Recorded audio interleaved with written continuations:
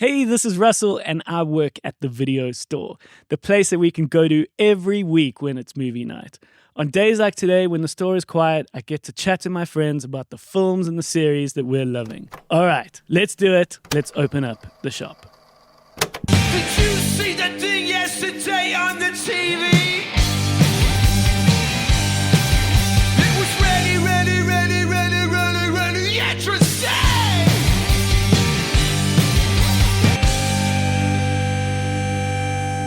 How's it? Hello. Morning. How you guys? Yeah, we're fine. Good, and you? Got my bean there, coffee, my podcast room. I'm happy. Hey, lekker. Yeah. We've got ourselves a Kolski Matthews Hey. here this morning. You are a creative copywriter? Video copywriter. Video copywriter. I think everyone's creative. Okay. Even though professionally in my business I'm known as a creative, which kind of kills me slowly. Okay. Video copywriter. Cool. I'll take it. We've got ourselves a Perrin. Hello.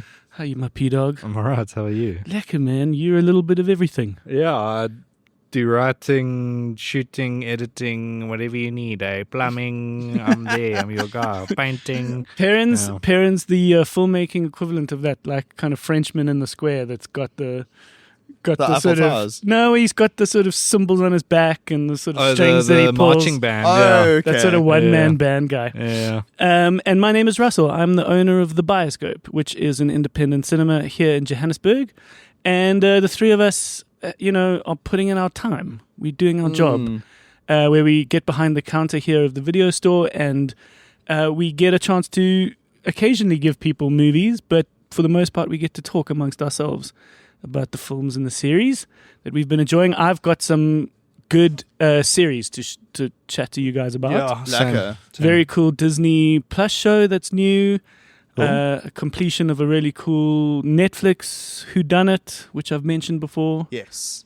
The big movies we'll chat about. I want to talk about Sinners, which starts Oh, this cool. coming weekend, which I've had a chance to see. I'm so excited for I that. couldn't talk too much about it the last time because I felt like I'd seen it a little too earlier. Yeah. Being a cinema owner, but now we can Being a cinema owner, but I we saw it can- quite early. but we can talk about it now because it's coming out this Friday. We can talk about Warfare, Oh. Yeah.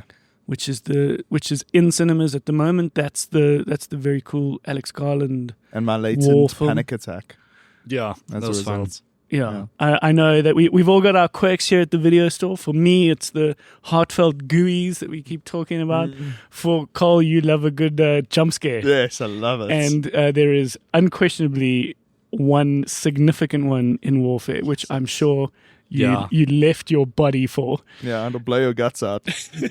literally.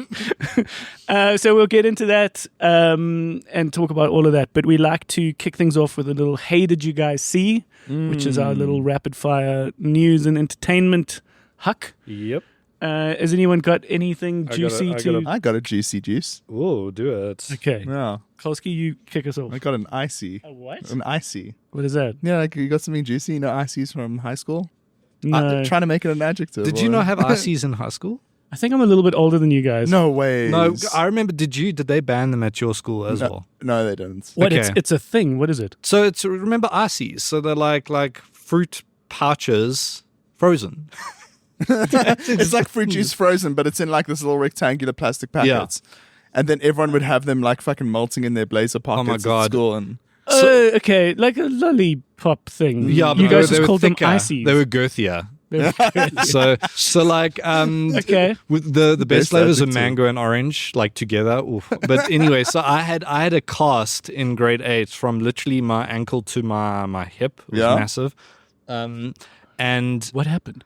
so I ran down a hill to retrieve a ball and my leg bent the other way. Oh my god. And I tore all the ligaments. I got pins in my knees. I had a friend who had a motorbike accident just before matric holiday. Oh, And he had a big cast on his leg. He told everyone he got bitten by a shark in Umhlanga. Bro got action. Really? Oh, Because all these women were like, "Oh, you the guy who got bitten by a shark," and the story got more dramatic every time. Yeah, I had to tell people that I was playing soccer, not retrieving a ball. But Okay, yeah, but yeah. so it tore. And then when we was in the car with my leg hanging out going to the hospital. My dad was talking to the guy who helped me, and he closed the door on my leg. God. Okay. Anyways, but what's this got to do with so ICs? so no, my cast. I used my ICs. People use my cast as an IC crusher. Yeah, because if you crush it on the ground, it would tear the plastic. Okay. So eventually, because I had a cast that was unbreakable, smash it, and I wouldn't feel a thing. And it was great business, you know. I didn't get any action for that, but yeah. Why were we talking about these things? No, because I tried to make an adjective cool thing out of juicy. Okay, you've got it. I said you got some juice. Wow. Okay. Yeah. Sorry, We've gone all around. We got a good story out of it. Okay, So this is why we do it. All right. Yeah. Okay, so hey, did you guys see that stunts are finally going to be recognized by the Academy Awards? Hey, that was one of mine. Yeah. Okay. Yeah, same at the 100th Academy Awards In 2028. which really sucks because that means we're not going to see Tom Cruise's Mission Impossible get a stunt Oscar. My God, that is such a good point. Is it only in Fucking 2028? bums me Yeah. out. Why is it taking so long? Just put it in the next one. I know. Why do you need 4 years build up for that? I don't know. Maybe because consideration for it hasn't started yet. I don't know. Of course, you could do everything within a year. Yeah, it's bullshit. I You could agree. give away best fucking what next year. And Yeah, it can because be done. casting is next year at the Oscars.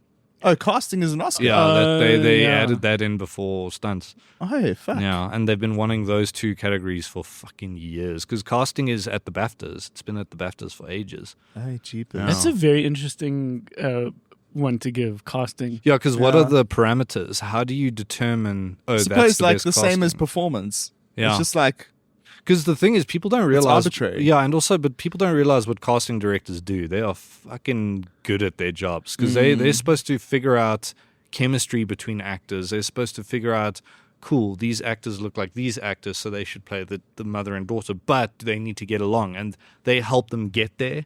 So with casting directors are so important because they start setting up that chemistry before the film actually starts. You know what I mean? But in the auditioning phase, at least. I don't know, because the director will come in and veto whatever the casting director Yeah, says. but it's casting director. I've worked with casting directors before, and they do so much, especially they do in a lot auditions. of admin. They do a lot of like they'll go through whenever you hear thousands of kids were auditioned. Yeah, but it's like they did that, but trust me, there's been incidences where I've sat in on auditions, and you think you've got someone, and the casting director's like, "Let's try X, Y, and Z," and then you realize you don't got that person. A director can. Obviously, a director directs, right? But a Sure. casting director also helps you find that X factor within that actor. yeah, I was about to say, because the director will sit over everyone else in the crew, Yeah. and of course also veto for their vision. Yeah. But it just feels like this one. Yeah, no, you're right. No, they do a lot of work. Yeah, so it's like producers. People think they just get the money. They do a lot more. No, than they just literally getting do. the money. They literally do everything. They drive the ship. You know, they allow the director to have the fucking cabin to do what he needs to do. You know what I mean? No, of course. No, there's no question about producer for me. It's just whether or not the casting director is a creative skill as much as it is an admin person. Well, I think For me to figure out. It'll be an interesting thing to see because then people can start also digging into, wait, why is a casting director up for an Oscar? You know what I mean? So because you look at films like Anora, for instance. The casting is phenomenal in that because it's also about finding the right people, not just finding people. You know what I mean? No, I get it. Yeah. No, that's cool. Okay, but then stunts come in many years' time. Yeah. And I think that was largely advocated by Ryan Gosling Yeah, when they did The Fall Guy. Yeah, I know Tom Cruise has been advocating it for years as well. That to me makes a lot of sense because there's a very physical craft that you can see in front of you. Yeah. Just like the person who stitched the dress that wins the award for best wardrobe. Yeah.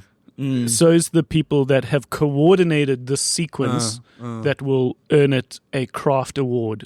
Yeah. That's what I feel about with the casting. Like, is it as much of a craft? Yeah. I guess it is. Yeah. No, I'm very happy that that's going to be introduced because, it's been at the SAGs for years as well. So, yeah. Okay. Anyways. Hey, did you guys see the trailer for the Phoenician Scheme? Yes. Oh, is this the new Wes This Anderson? is the new Wes Anderson, which didn't. we've now got. What do you think? Because I know Wes Anderson is like a big guy for you. For your Yeah, film I taste. think I was when I discovered Life Aquatic Oh, it's so and good. Darjeeling and all those movies, I found a guy that had a sensibility that I loved, that sort of kooky, weird, out of the mold, or creates his own mold. I have seen him slowly crawl further and further up his own arse. I agree. I think the last time we had a semblance of something heartfelt and real was Grand Budapest. I agree. Thereafter, it got more and more pretentious. Yeah.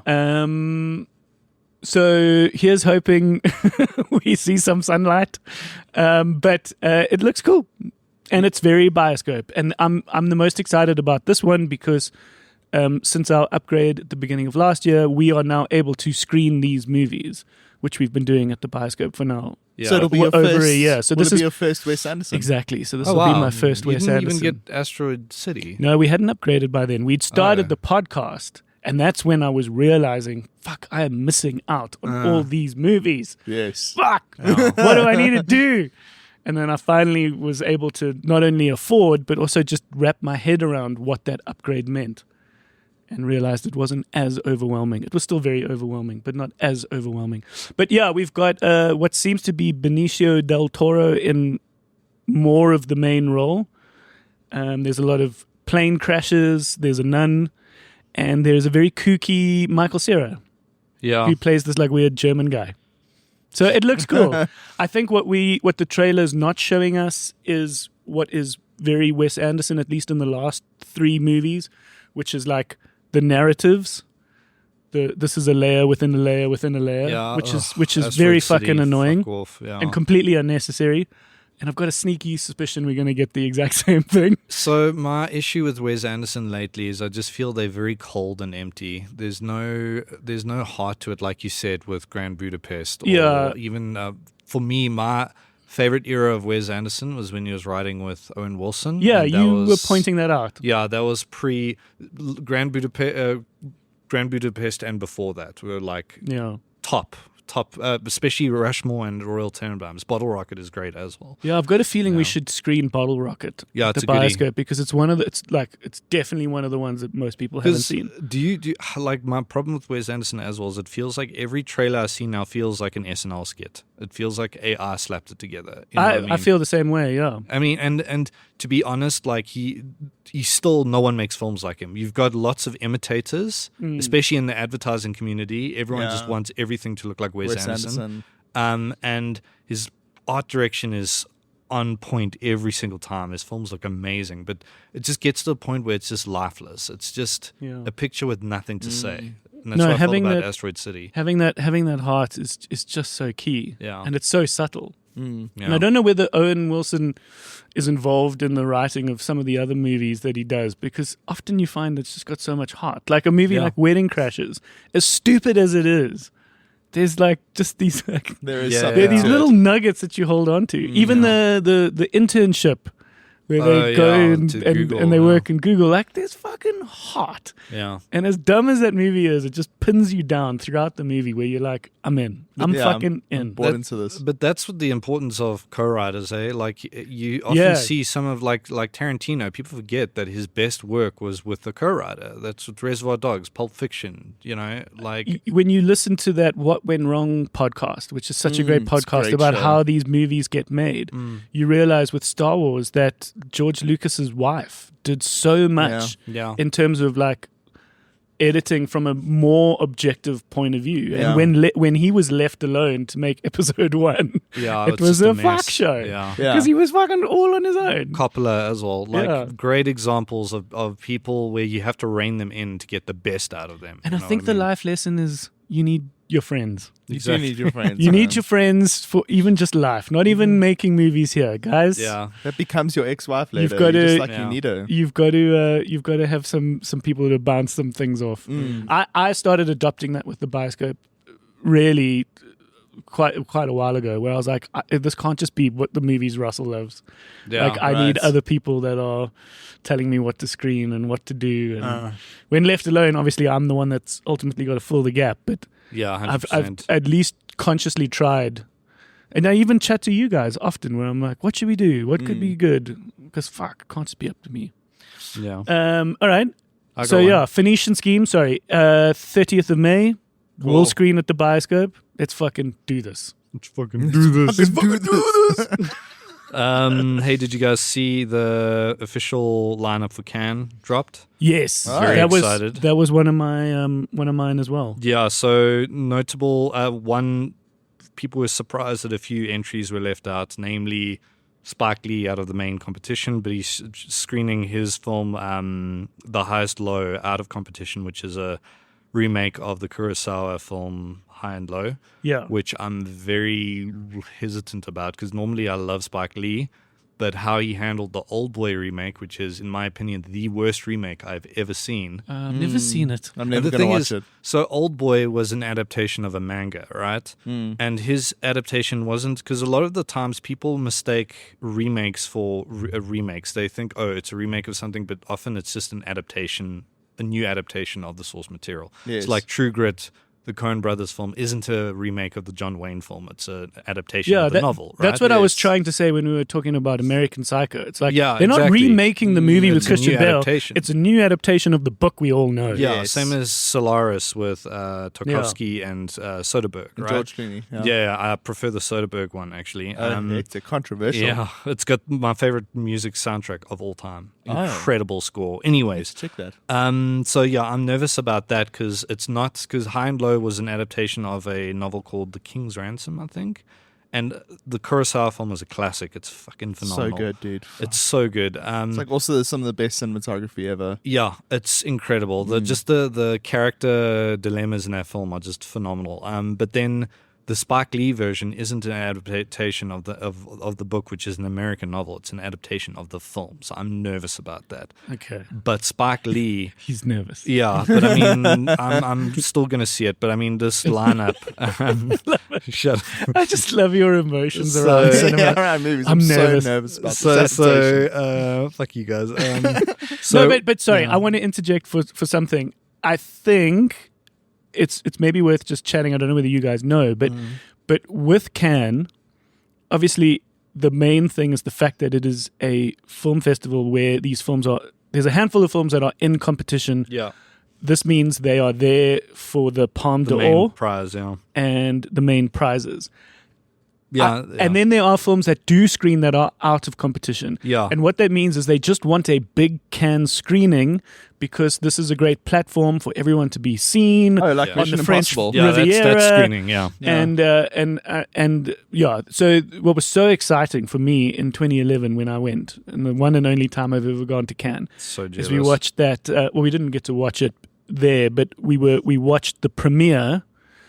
We were on the sides for Midnight in Paris, so it was like Woody Allen. fucking Yeah. Woody, not just Woody Allen, but it was like De Niro was there, Yeah. and like Banderas and Salma Hayek. Antonio Banderas. So a lot of them like just want to be there. So you, I don't know whether it's a snub if you weren't in competition and you're now out of competition. Yeah. You might have not wanted to put yourself up for the scrutiny, Yeah, and I you think- it could have been a choice. Yeah. I don't think you want to necessarily be in competition. 'Cause You I- want to just screen at Cannes. And Mark Kermode wrote. Mark Kermode is a great film critic. He's one of my favorites. He wrote a great piece on why he hates Cannes, like actually attending, and he says it's just the most toxic, like, environment to like go watch movies. Because what I hate about Cannes is that it's part of the culture to boo films relentlessly if you don't like it even a little bit. So like, the French will just boo until their throats hurt Yeah, at a movie that they I don't didn't- like, and then 20-minute fucking standing ovations. Fuck off. Even That's just pathetic. clapping for 2 minutes is fucking clapping for 30 seconds is like, okay, enough now. Enough. No, yeah, You sure. know, it gets I didn't. uncomfortable. I never felt any booing. What I witnessed, which was incredible, and this is a nice little segue, is there was a movie called Skernhate, Yeah. which is beauty, and it was made by Oliver Hermanus. He's screening this year. That's my segue. Oh shit. Sorry. It's fine. It's good. Yeah, no. Oliver Hermanus is And fantastic. Skernhate involves homosexuality within the sort of more conservative Afrikaans community, and there's a couple of these scenes that are like quite difficult to watch, yeah. quite explicit, quite, sort of big hairy men. sort Yeah. of going for it in this sort of behind closed doors. Yeah. And I watched the audience sort of slowly get up and walk Yeah, out 'cause it's uncomfortable through some of now. these uncomfortable scenes. But I never felt the booing. But it's definitely an exciting place. I'll never forget running across the sort of main square at about 8 a.m. for art house cinema. So cool. Because Melancholia was screening, and Fucking grateful. Jesus. and we'd gotten tickets to be in that screening. Did you see Tree of Life as well? Yeah, I did. Yeah. I love how you know Did it you was get the same year. Did you get a glimpse of Terrence Malick? Because he's very like He doesn't wasn't there. appear anywhere. He like, wasn't there. I remember for the longest time, Terrence Malick, no one knew what he looked like. The only reference we had was he had a cameo in the film Badlands. He's like a door-to-door salesman in it. Yeah. And There was a photo that was in the catalog, which Yeah. was a very like old photo. yeah. And I just find it amazing that these people can disappear like that. Well, I mean, I remember with Because he would have had to be on. It's not like he's an artist that sort of lives in a cabin and then emails his work. Yeah. It's like he had to interact with hundreds of people. I I think just love how no one's got a photo of the dude. yeah, it's on the Thin Red Line when he was nominated for Best Director at the Oscars. I remember there because they have the pictures of the directors. For him, it was literally just a picture of a seat with his name on it. Because they're like, where the fuck is this guy? Anyways, yeah. We are digressing. But Sorry. Oliver Hermanus is a fantastic South African filmmaker who is just doing He's phenomenal. so well. Yeah. He had a film that was nominated for an Oscar a while ago. Yeah. Living with the Bill Nye. Yeah, It was one of the smaller ones about 2 years ago yeah, it was that a we remake of didn't- Ikiru. that we didn't really Kurosawa. sort of chat about. But he just keeps going. He So did- he's got a movie called The History of Sound. Yeah, it's That another. is in competition Kick-ass name. this year. That movie Skernhate, which is fucking incredible. It's honestly one of the best South African films I've ever seen. Yeah, He won the Queer Palm. he won the queer right. palm. He won the queer category at Venice for. I don't know if I'm allowed to say the word. Morphe. Yeah.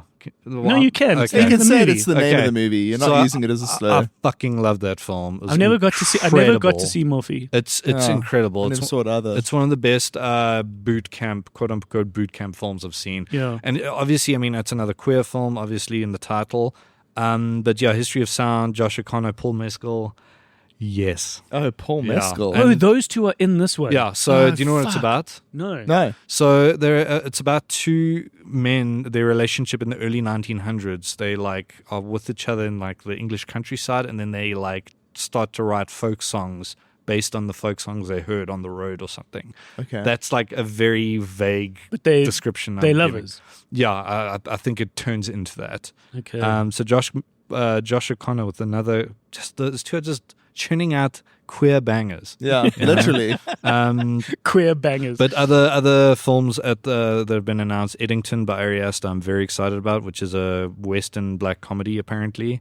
yeah, Paul the Pedro Pascal. the poster got announced, and it's these bison that are going down a hill and like falling off the Yeah. hill.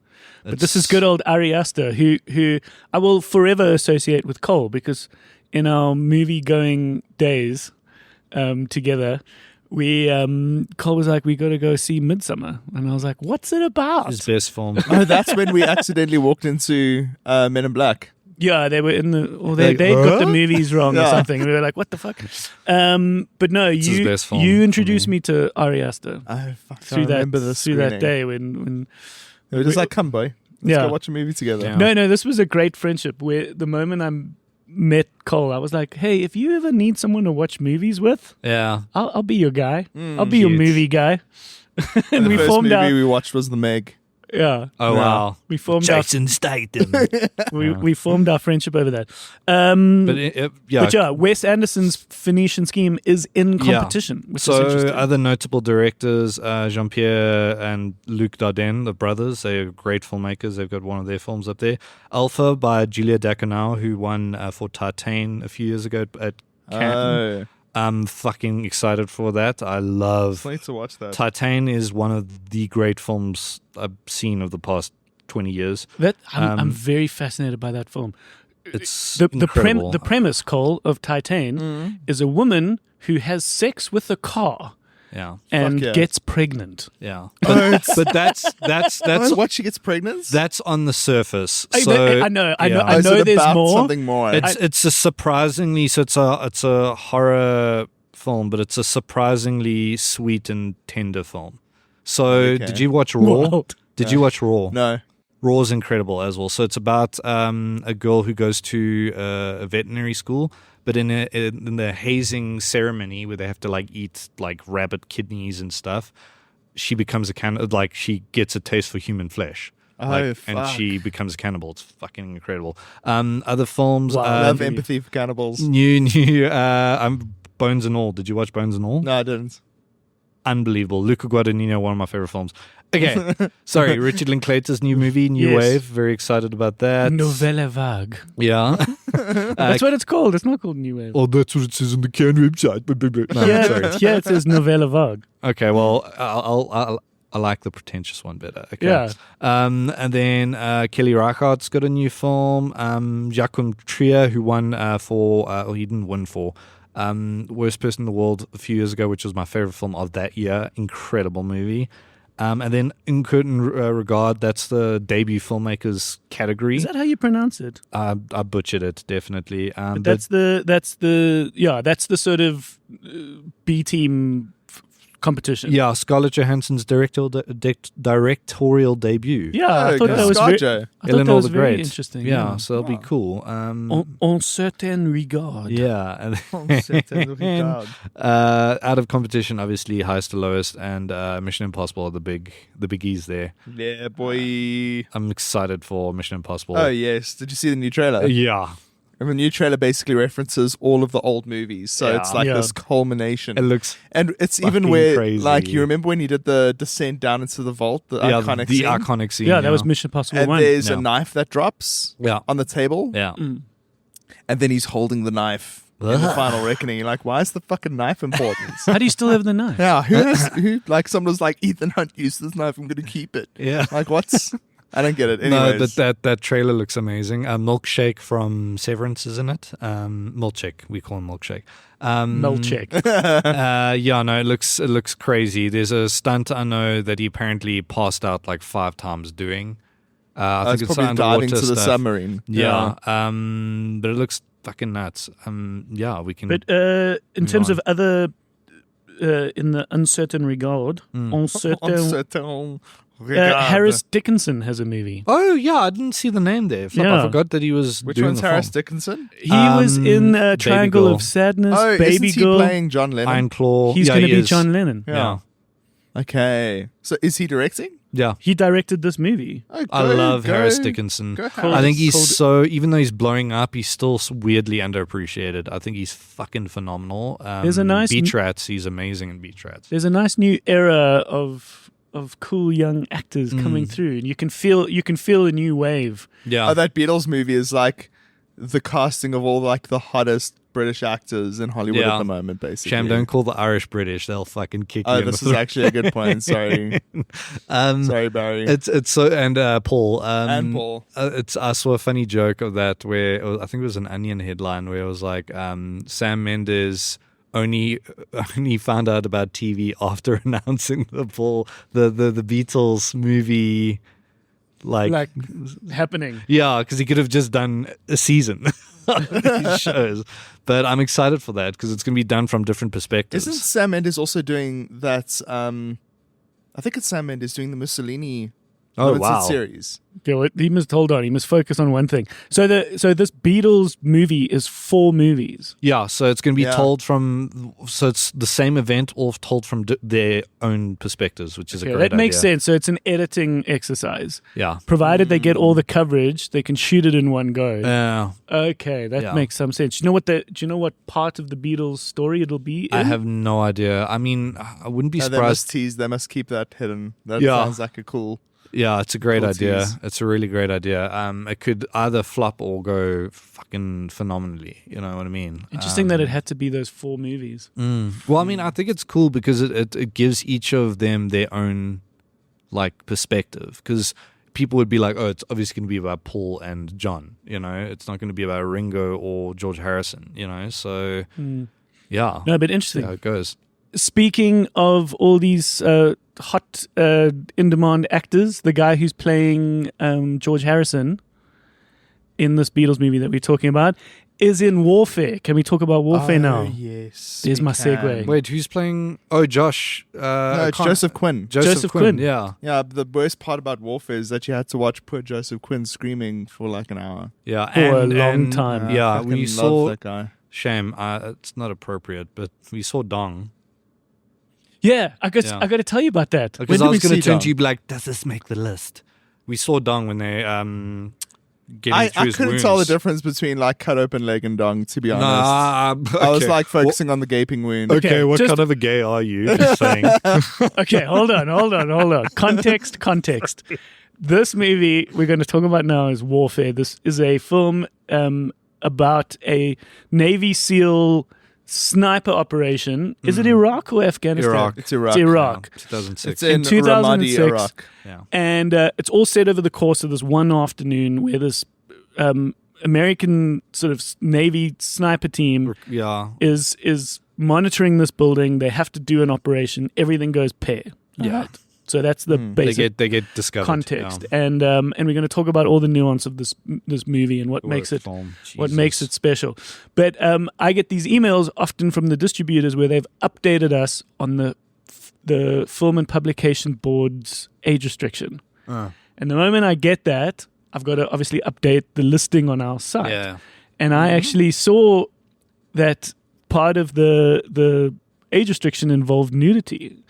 And I actually went back to the distributor. I was like, Where? when did we see any nudity? Like, then I thought maybe the exposed guts of the dude Yeah. or the wounds, but I was like, but that's violence. Yeah. Why would they classify that as nude? And he's like, hold on. He goes, yeah, you're right. Let me double check. Yeah. And he got the official FPB sort of like feedback breakdown. where they were like, no, you see his exposed genitals. And I was like, I don't remember Yeah, seeing I don't It's- remember it's- seeing this. it's I'm going to go blink- back and watch it. To be honest, it's blink and you miss, and it's also silly to kind of have it there. If I'm being honest, Yeah. like to qualify that as nudity, but like whenever you see a peen in a movie, they lose their shit. It's amazing. Eh? Like a nipple's sort of nothing, but the moment you see the dong, it's like, Yeah. okay, no, this is serious. Oh, this is serious.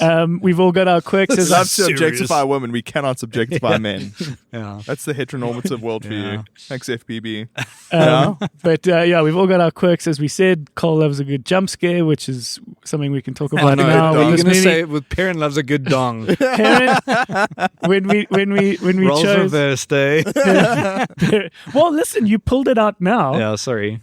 No, because me and Cole are Figuratively speaking. Me and Cole need to do our 3-hour dong episode. The fact that you want to do that tells me that this is something that's It's on always your so mind. exciting because it is taboo. It's kind It of like is. a jump scare. But that's what That's the appeal. I It's think kind of like I think for we're someone not that allowed to do this. Yeah. I think for someone that loves cinema as much as you, that thinks about cinema as much as you, that is almost a little desensitized. Yeah. I think there's a funny quirk behind why this Yeah. is the one thing that you, occasionally latch sort of onto, yeah. latch onto is because it is so remarkably different that one sees a male genitalia. I mean, I think it's changed recently. But I mean, the thing with, especially in America, the moment a penis is on screen, it's immediate NC-17, which is the worst rating your film could get because it affects your box office numbers. Because R is like R16. Like as long as you have an adult present,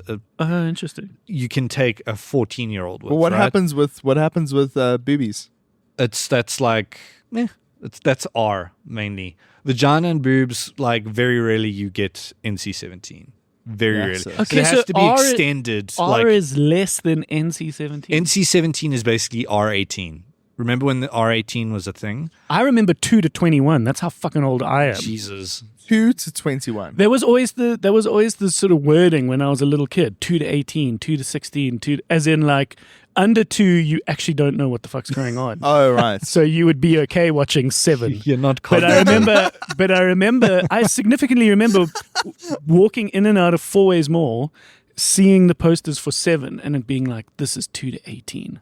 I do not remember Got to that, sneak into dude. that. But we had a 21 in the sort of That must have late been like 80s, early 90s. pre-94. Well, I mean, in America, before PG-13, all that, X was like the Yes. R. Yes. So Midnight Cowboy is the first X-rated film to win Best Picture at the Oscars. Yeah, the South African movie Ingleba. Yes. In that moment The when Wound, right? when they were trying to get it out of cinemas, they lobbied for it to be an X-rated film.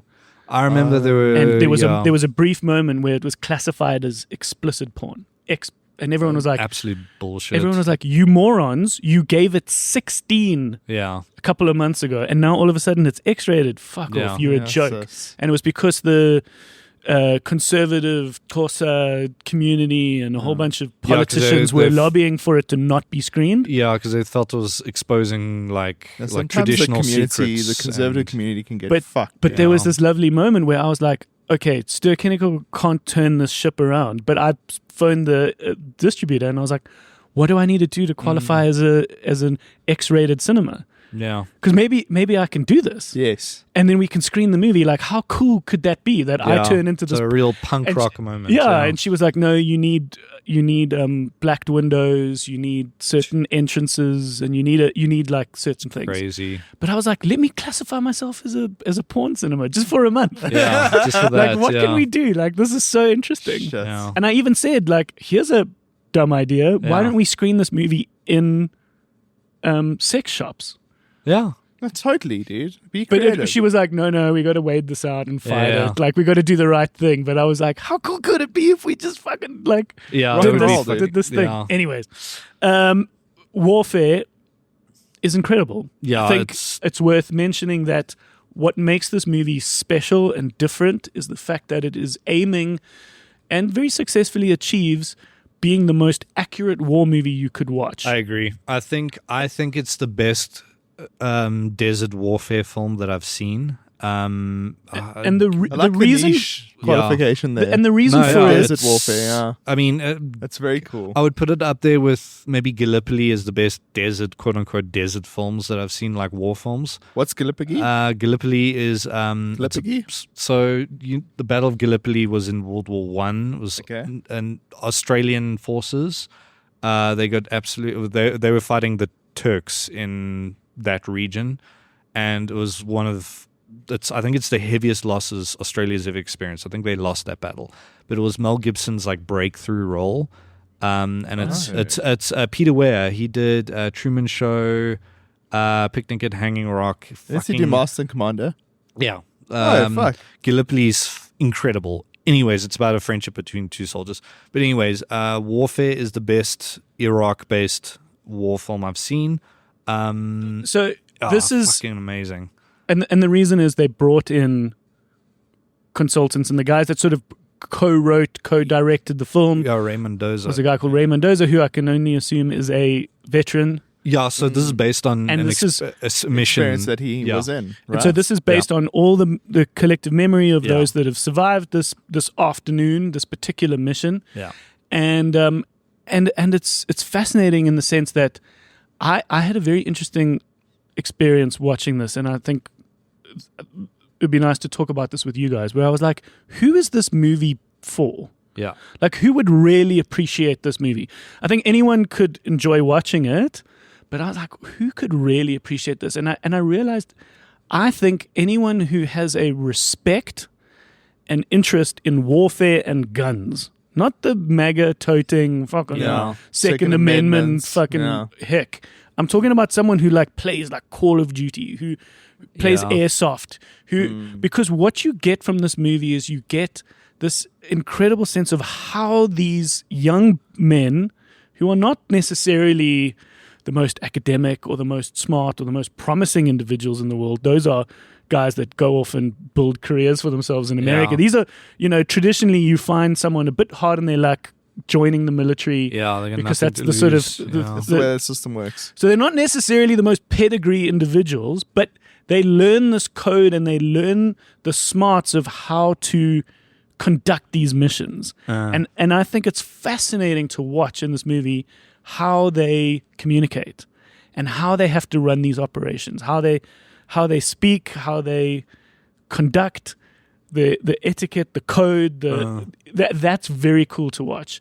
And there are moments when warfare can be boring. You got to sit and do nothing. Jarhead, great example. Jarhead's a great example. Yeah. But there's a moment in this movie, and don't be put off, where the movie actually gets a little bit boring in the beginning, but that's kind of on purpose. Yeah. Just for a little bit.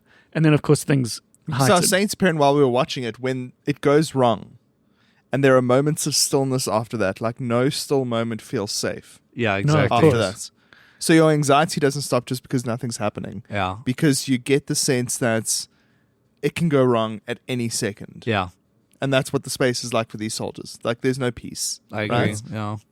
I think that's the benefit of it, of not having any music whatsoever, as well. The only music we get is the end credits and the beginning. Yes, but have we mentioned that it's all in real time? I don't think we have. Yeah, so we haven't. but yeah, no. yeah. Yeah, that's like the big thing, is that it's happening second for second.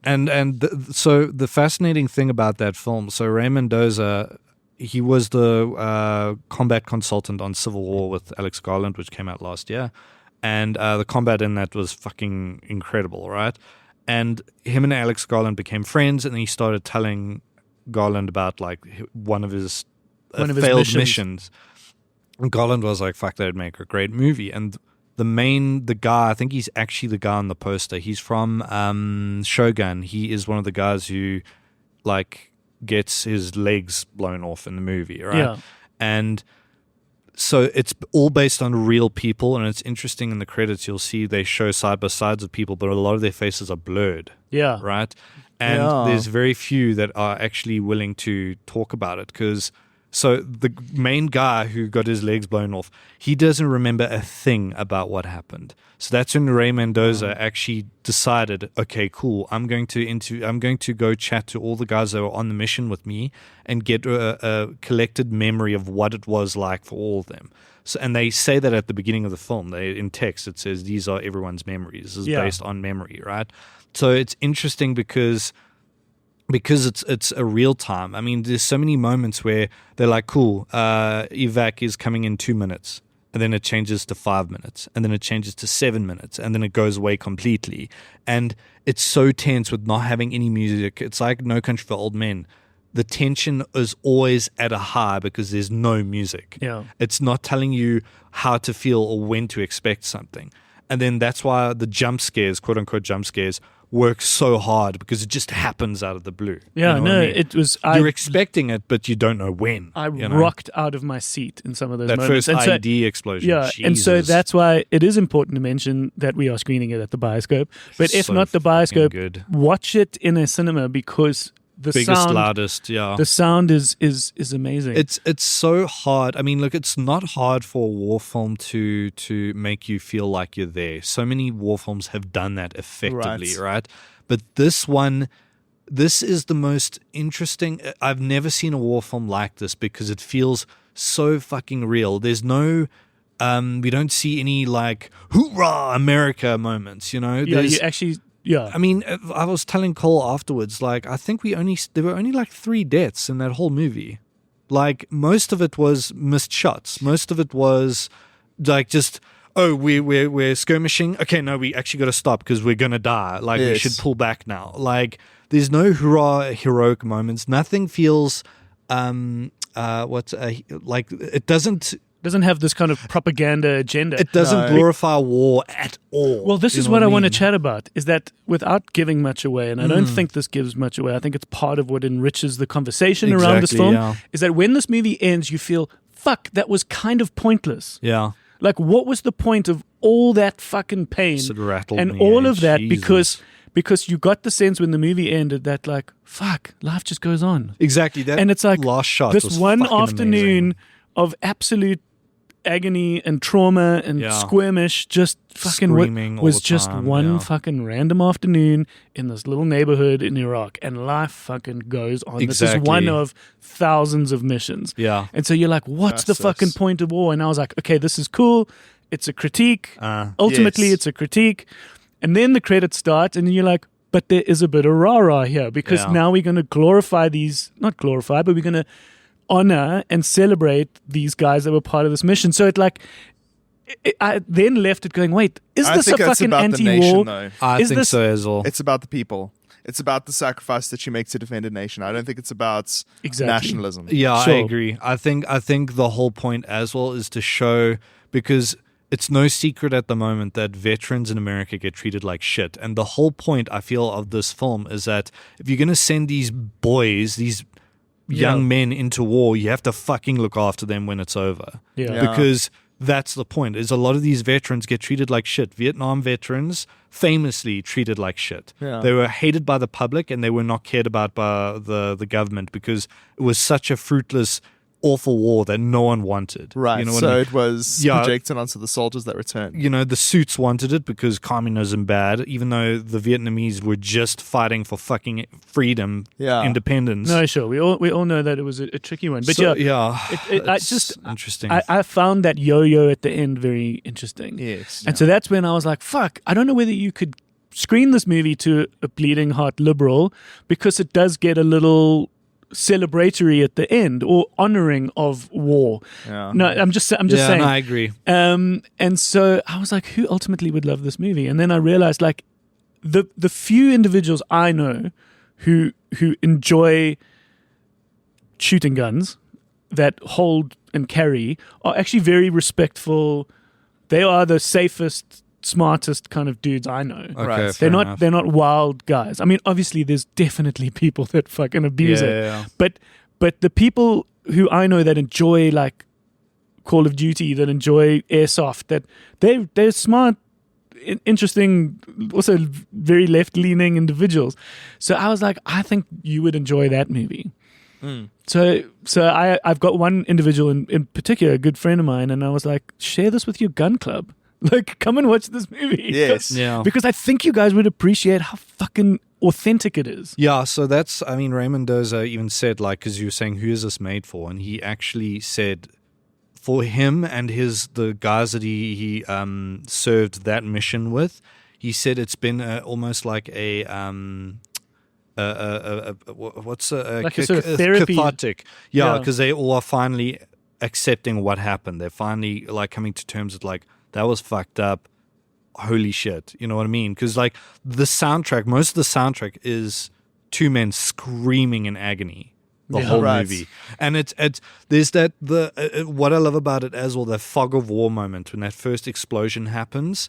It's so slow and it feels like a lifetime, because it must have felt like a lifetime for them. You know what I Yes. mean? And that's why Yes. it's so effective. That whole sequence is shot and cut like a horror film. Yeah. And it's just, And it's it's so terrifying. it's very cool Jesus. it's very cool to see their operation, and how one part of their operation involves requesting a show of force. Yeah, oh, that jet. Holy Jesus. And they're like, dude. we need a show of force, and we need this to happen just before we're trying to get out Yeah. to So that they, out like, of everyone that hears it hides. Yeah. yeah, right? And you sort of wonder what a show of force is. It happens so quickly, and that's a jet flying over the street that just causes this like Storm of sand. storm yeah. of sand, and this, and of course that is another thing that you love to see and hear in a cinema, because Yeah. it's just this incredible like whoosh of this jet.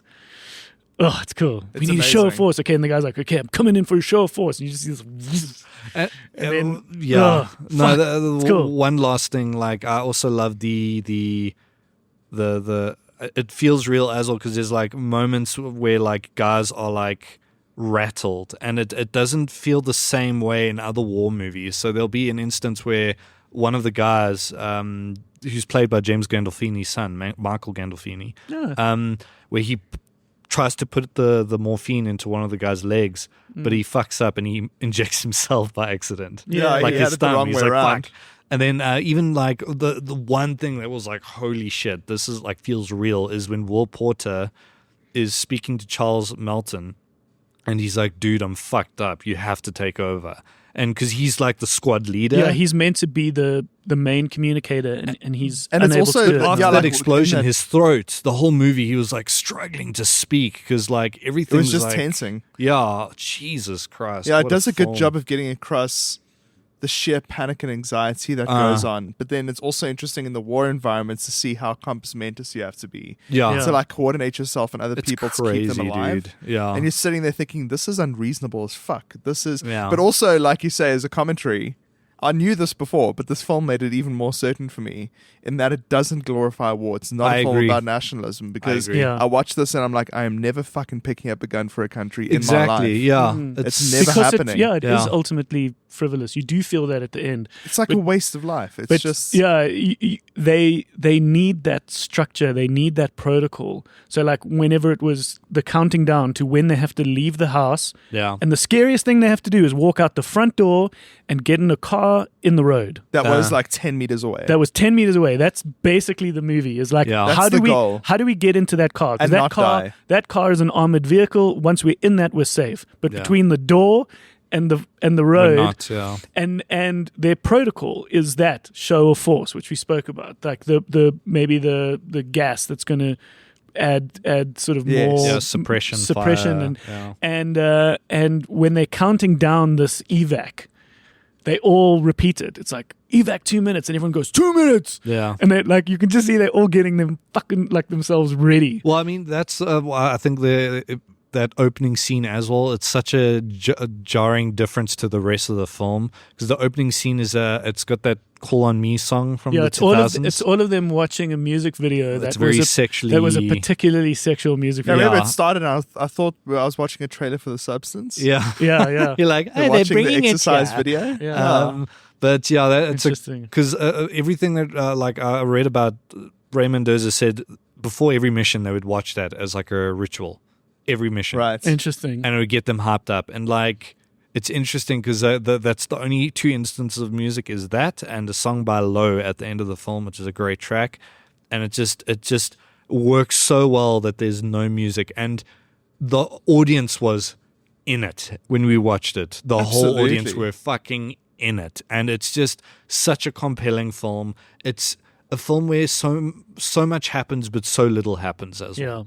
Very little gets accomplished. You know what I mean? Yeah, Exactly. that's what I'm Yeah. saying. All right. So Great yeah, movie, so that's watch it. Warfare. 5 Warfare's out of in 5, cinemas, fucking incredible. including the Bioscope. Another movie coming out this Friday around the world, 18th of April, around the world, is Sinners. Ah. So let's talk about Sinners for a moment. Yeah. You guys haven't had a chance to watch it. No. And I went and I fucking loved it. Yeah? I loved it. Okay, so let's just talk for a moment. This is directed by Ryan Coogler, who, Perrin, you got a little bit more experience. We Yes. all watched Black Panther. Yeah. Some of us have watched Creed. Those are the more sort of bigger, more popular films. But you've been there since... Yeah, Fruitvale Station, which is, well, I think it's his first film. He did it with Michael B. Jordan, and it's about a real event of police brutality that happened on like at a station in LA, I think. Interesting. And, yeah, it's been a while since I've seen it, but it's a great like small tense film. It's No, really, really yeah, good. it's nice when you can bring Based your... on a true story, by the way. Yeah, I hear this all the time in my world, especially in and around the Joburg Film Festival, where if we were playing a drinking game where we took a sip every time someone on a microphone said, it's important we tell our stories, we would all be fucked up. Yes. But it's cool when this happens. It's great, not to say that it doesn't happen at the Joburg Film Festival, it's just that that's a thing we hear, right? Yes. Especially in South Africa, we got to tell our stories. So it's really great when someone does that successfully. Yes. And so Sinners stars 2 Michael B. Jordans. It was originally Yeah. meant to be Jonathan Majors, who cataclysmically career. fucked up his whole career. Wow. And so now you've got these 2 twins. They're called the Smokestack twins. So was it just going to be brothers initially? Or like Maybe, non-identical yeah, twins, maybe. Yeah. maybe. They're called the Smokestack twins. The One of them, Smokestack twins. one of them's called Smoke, and the other one's called Stack. Sick. And they are these 2 gangsters that have returned back to their hometown. We are in 1930s southern states of America. Okay. This is like Why have they returned home? they want to open up a juke joint. So the whole movie Takes place there. over the course of this afternoon and nighttime. Duke joint, like a party place. Yeah. So Okay. they It's like a shebeen. it's a Yeah. shebeen. It's effectively a shebeen, and they managed to get this old mill, and it's all about them setting up this party, this night, the opening night. Okay. We're talking like kind of like tuk-tuk, kind of like Ford old cars. Yeah. But 1930s is just this incredible era of like blues music, this particular kind of music. And so this movie starts with this like very rich fabric of like what it means to be black in America in 1930s. Right. Yeah, Jim Crow era. Jim Crow era, and they Like Prohibition era as well. Yeah, 30s. Yeah. yeah. And Ku Klux Klan is fucking still rife, Yeah, sis, going man. strong. Fuck's sake. Yeah, you get introduced to this idea that throughout history, there are people that through music are able to channel the other worlds, right? They can bring the dead. They can channel something. They can transcend where they are. You know, in Africa they were called witch doctors. In the where they were the rain men, or you know, whatever. These people throughout history are able to do that, and so they play on this idea of like this other world. But for the most part, the first half of the movie actually plays out like a little bit of a like Oscar-y, art housey Toni Morrison book that's been adapted. ways. So it's like it's got this kind of rich fabric in the beginning, Okay. and then the nighttime comes. Oh. And I actually saw the word today in a IndieWire review that can actually announce it. It becomes a vampire movie. Yeah. Oh, It's a fuck. vampire So movie, yeah. so It's a vampire movie? I did not get that so from this the is trailer. what's fucking awesome is I that was you've like, got so this. I thought it was like supernatural. No. Or like They always said zombies. supernatural horror, but they actually play in the world of vampire. And what's so smart is that because you've got this culturally rich story, it can feel important as this product made by a black filmmaker, but it can still be this like really cool, fun night Right. for you in the cinema. Right. Where it's like it turns into a popcorn movie. It's both. It manages to be both at the same And time. it does it well. It doesn't feel like two different movies. I think it's fucking rad. And Graham, who's the other member of our podcast team, unlike Exposed Genitals, his thing that he latches big onto swing.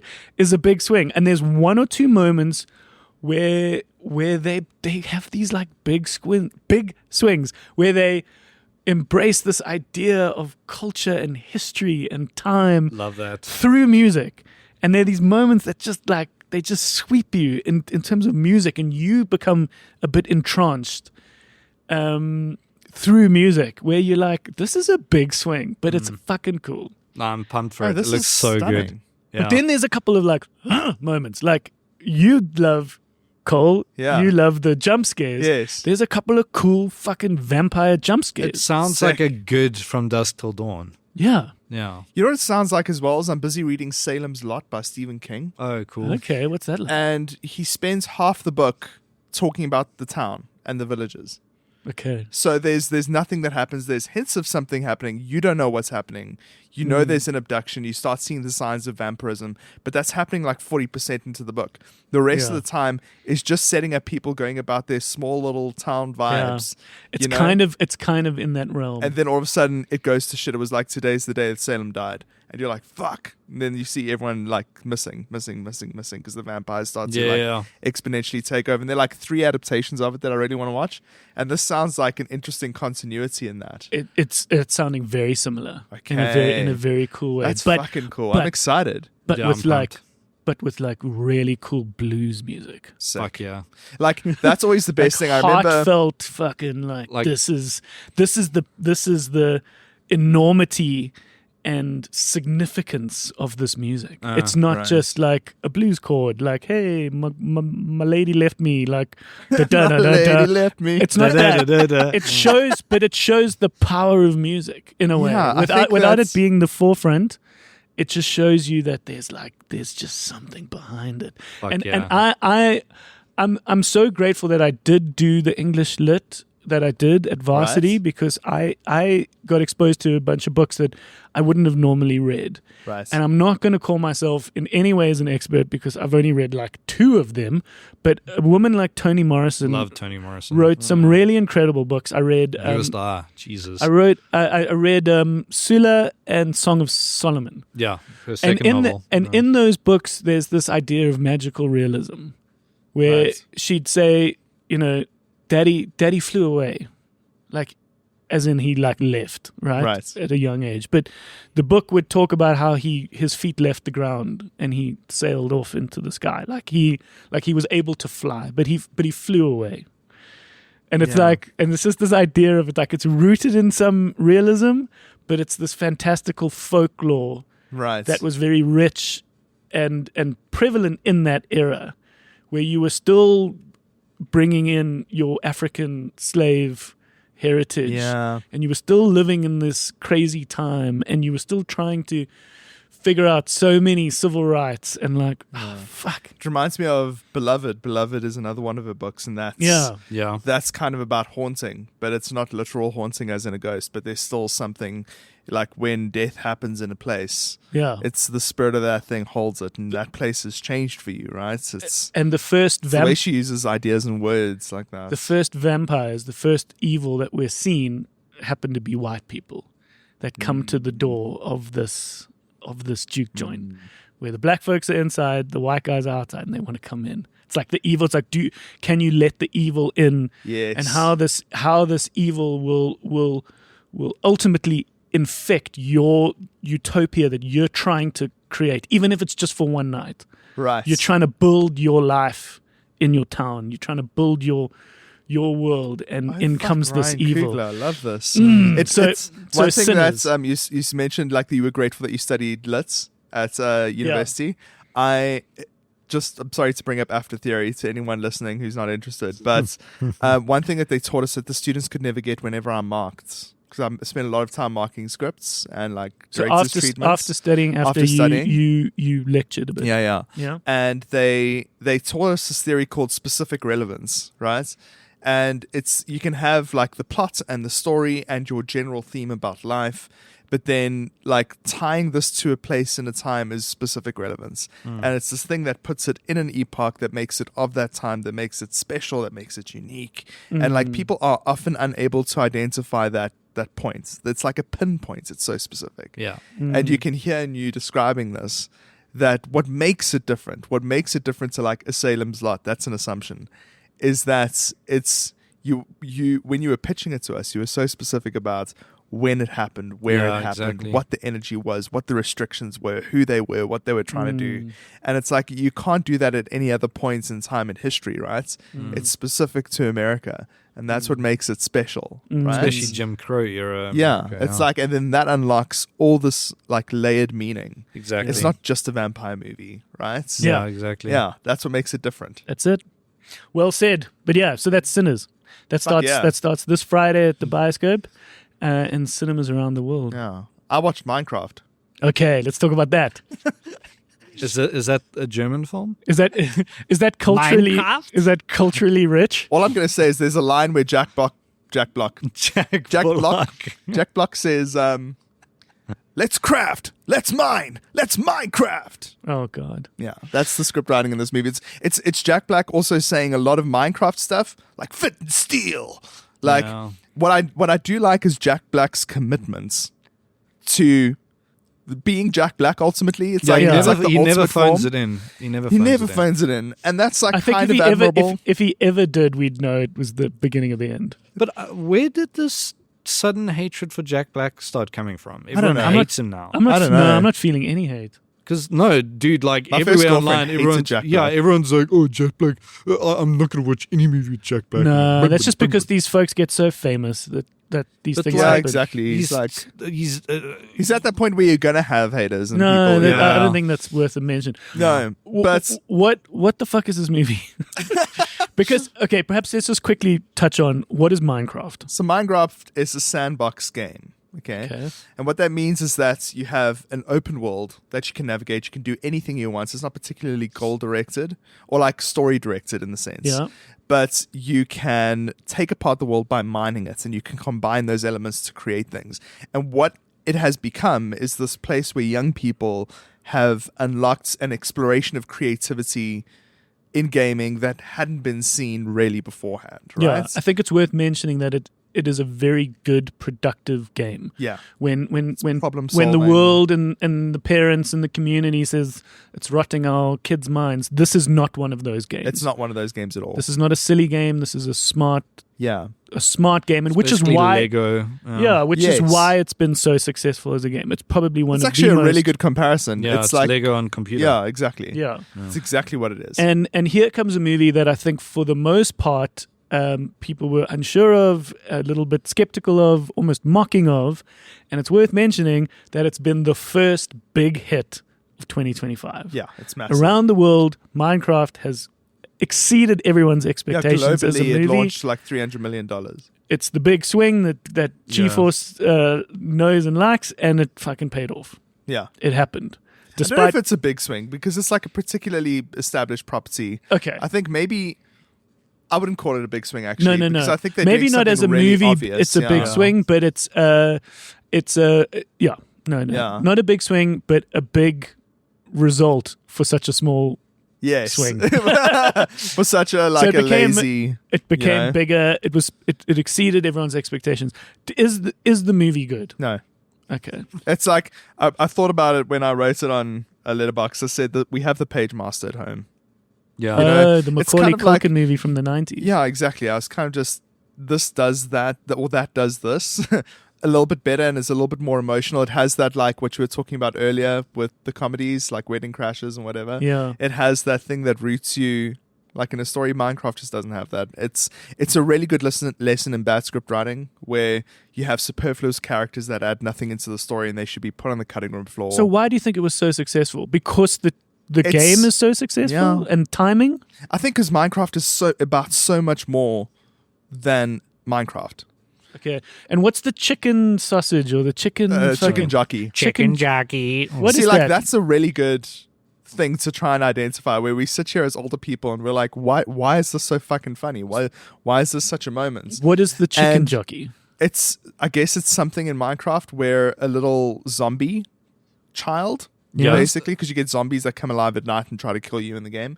So a zombie child rides a chicken, and it's, like, Jason super Momoa fast, is yeah. fighting one This of these things zombie- in a ring. Yeah, so what happens apparently if I think it's programmed into the game where if that happens, if a chicken jockey happens, it's not a good thing for you as a gamer, because it's basically the system trying to kick you off now, because it's like unkillable. Like it's like super fast and it like kills you instantly. So it's almost like the system's like saying, please get off. You've played It's long like a enough. server kick. I think so, yeah. Which is Oh, quite cool. hectic. That's why people are Okay. losing their shit. And 'cause so it's then this extremely rare.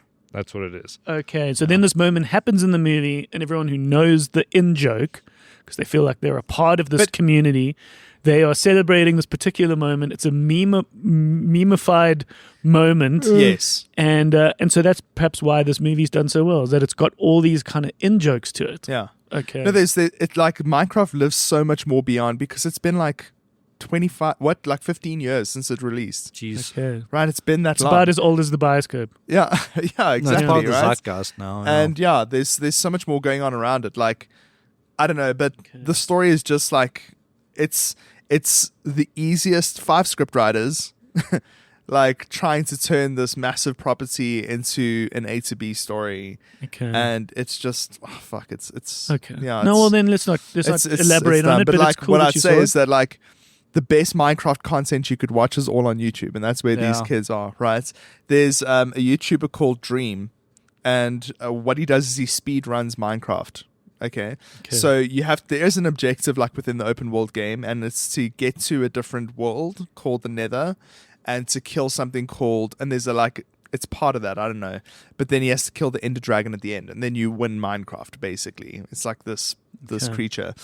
And he speedruns that in like sometimes 30 minutes to an hour, okay? Which is like kind of fucking insane. That's what's impressive about Yeah. it, is the skill, and that's what's entertaining. But the trick is that he has 5 of his friends trying to kill him at the same time. Oh, So he cool. has to escape his friends and try and hide in an open world game where you can go anywhere. Yeah. Okay. And it's really fucking fun. Like, Okay. if you want to get a glimpse into this Minecraft world in a way that's accessible, I think watch that. Okay, we'll try and get that link in the Yeah, in the description. description. It's called Minecraft Manhunt. Okay. Awesome. It's That so sounds fun. good.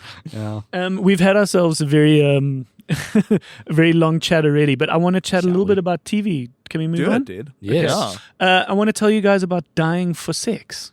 I've heard about that. Story of my life. This is the new show on Disney Plus. It stars Michelle Williams. It is based off a podcast of the same name, which is inspired by the life of a woman.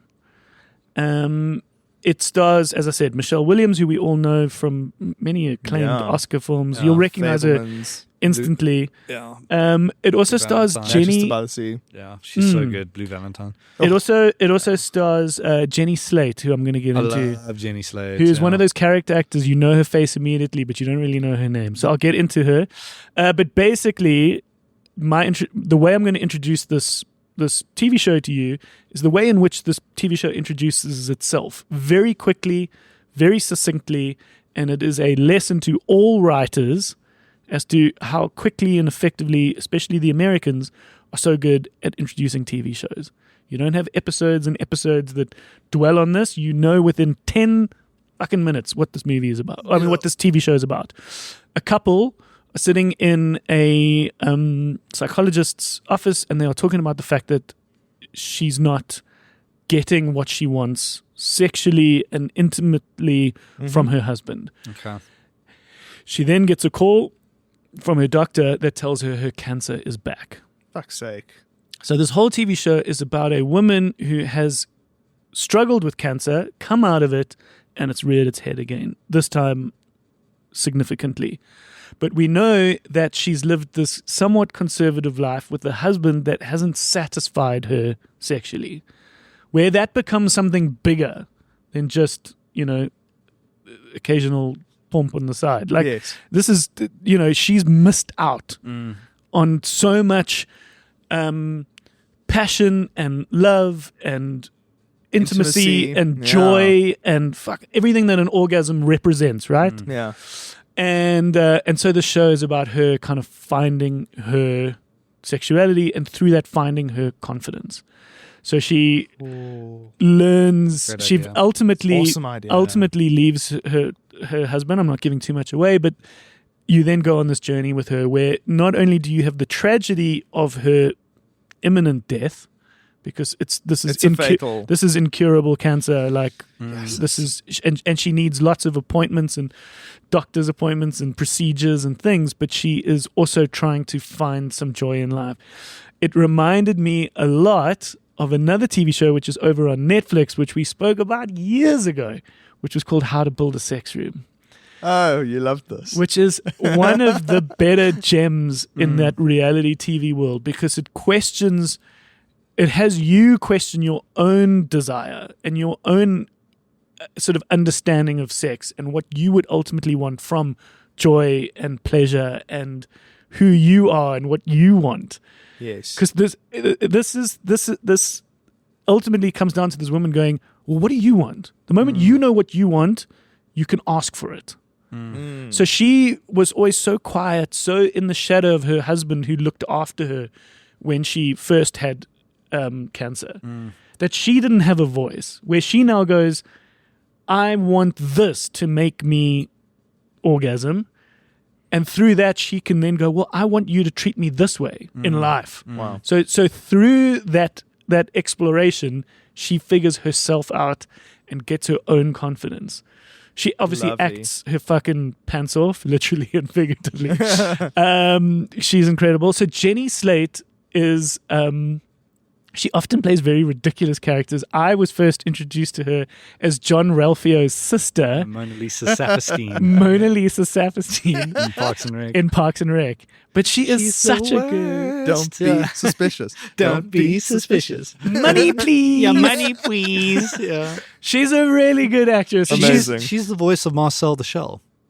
No way. Yeah. Hey. With shoes on. Yeah. With shoes on. No, it's great. It's also one of those shows. It's worth mentioning that after watching like 2 episodes, you kind of want to give it a break, but in a good way. Okay. Yeah. Like it is quite a heavy show. So It's like Severance for me. it's on your night. It's not a bingeable show. It's not an easy binge. Okay. It's a take your time with it. Are all episodes out? Is it a mini series? It is it's Ongoing series. It's an ongoing series. Okay. I think it will be limited. Oh. But it is coming out an episode at a time. I'm enjoying that over on Disney Plus. Okay. Tracker, Dr. Odyssey, Will Trent, they're all coming out like kind of an episode at a time. Yeah, it's very cool. I love how if you go over to Netflix now, they're celebrating the fact that some of their shows are live. And it's like, congratulations, you've just gone fucking full circle. Yeah, exactly. It's like, oh, you've invented like live TV. Yeah. Well, Yes. well done. We had that. Yeah. Yeah. Now they've got these game shows that are happening live. Yeah. I was like, okay, cool. But yeah, Dying for Sex on Disney Plus, definitely worth it, along with How to Build a Sex Room over on Netflix. On Netflix, which just is a quick back of the box, is this delightful old woman. She's this like woman in her 60s that basically deals with different people in every episode, all different kinds of love, whether it's just two parents that have lost all intimacy because their house is full of kid shit, down to swingers that want to build a big orgy room, Fuck yeah. to people with all sorts of kinks, to just a woman that's now single that wants to bring men home. She designs a room that fits their sexual desires, that has a couple of toys in the drawer, or cool. or a giant big fucking swing in their dungeon. Like, she builds these sex rooms. It's fucking a great show. Amazing. Awesome. It's Need to probably check it one of out. my quick go-to, like, you'd fucking love this. Everyone Yeah. would love this movie. And ultimately, you should watch it with your partner. Ugh. No, you should, because you can together go like, oh, that's not me. That's Yeah. not for me. Or No, like, but I want. I What's like, that like? I could do that. I could You want to get do that into to me? I could get into that. Yeah. So yeah, Lacquer, we finished The Residence, which is that big whodunit on Netflix Oh, cool. In the White House. in the White House. It's the Shondaland production, which is the woman who did Grey's Anatomy, Yeah. Shonda Rhimes, who also, a little bit like Ryan Coogler, has a really important agenda, which is representation. Right. That's why there are black people in Bridgerton. Because she Right. is going, fuck that. Yeah. Let's change history just Yeah. in this fun way and have a black queen in old English times. Yeah. Yeah. Why the fuck does it have to just be a bunch of white people? Yeah. No, exactly. So here we have a black detective who also loves birding. I love that. My one criticism of the show is that it's 8 episodes. It could have probably been 6. Yeah. There were a couple of episodes that just felt a bit tedious, Okay. but it is a lovely, cool whodunit with great little twists and turns. It's got that ability in each episode to have you believe it's a different person each time. So really, up until right at the end, you don't know who it is. And it's a lovely kind of final thing. Cool. I realize that often with these whodunits, you can only get somewhat of an anticlimactic ending because you've built it up for so long. Yeah. But this is still cool. And it was just nice to just see a different kind of Yeah. detective at the helm here, not just the old white guy. So no, it was a good watch. That's The Residence on Netflix. Cool. Nice. Is there anything else that you guys are dying to chat about? I started Black Mirror last night. Yeah, I also started that. Did you Um, start the first episode? Yeah. Common People. Yeah. Really interesting. The thing with Black Mirror is I know I'm going to get shots for this, but I find it very hit and miss. So like it's either really phenomenal, super cringy, or just like bad, right? So like this first episode is phenomenal though. It's Rashida Jones and the guy from IT Crowd. What's his name? Irish No actor. doubt. Yeah.